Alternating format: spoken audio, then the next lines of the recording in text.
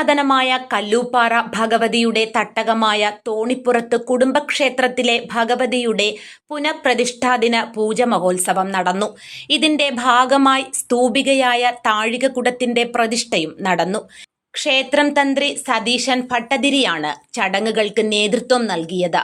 അഭിഷേകം, മലർനിവേദ്യം, അഷ്ടദ്രവ്യ മഹാഗണപതി ഹോമം, ഭാഗവത പാരായണം, ചതുശുദ്ധി, ധാര, പഞ്ചഗവ്യം, പഞ്ചക കലശപൂജകളും കലഭാഭിഷേകങ്ങളും, അഷ്ടാഭിഷേകം, കലശപൂജകൾ, ഉപദേവതമാർക്ക് ഒറ്റക്കലശം, സർപ്പക്കാവിൽ 100 പാലും എന്നിവ നടന്നു. ചടങ്ങുകൾക്ക് ക്ഷേത്രം president D Devaraj, secretary Rajesh Thonippurath, treasurer TG Ramachandran എന്നിവർ നേതൃത്വം നൽകി. അമ്മേ നാരായണ, ദേവി നാരായണ, ലക്ഷ്മി നാരായണ, ഭദ്രേ നാരായണ. വളരെ പരമപവിത്രമായ ഒരു പുണ്യമുഹൂർത്തമാണ് ഇന്ന് തോണിപ്പുറം കുടുംബക്ഷേത്രത്തിൽ.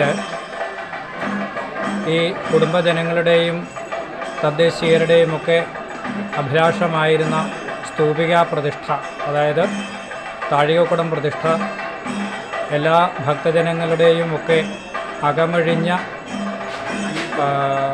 സംഭാവനകളും സാന്നിധ്യങ്ങളും കൊണ്ട് വളരെ ഭംഗിയായിട്ട് പൂർത്തിയാക്കാനായിട്ട് സാധിച്ചു. ഭഗവതിയുടെ ചൈതന്യം ശ്രീകോവിലിൽ നിന്നും താഴികക്കുടത്തിലേക്കെത്തി ഈ ദേശം മുഴുവൻ വ്യാപരിക്കുന്നു എന്നാണ് സങ്കല്പം. ഈ നാടിന് മുഴുവനും ലോകത്തിന് മുഴുവനും ഈ ഭഗവതി അനുഗ്രഹം ചൊരിയട്ടെ എന്ന് പ്രാർത്ഥിക്കുന്നു.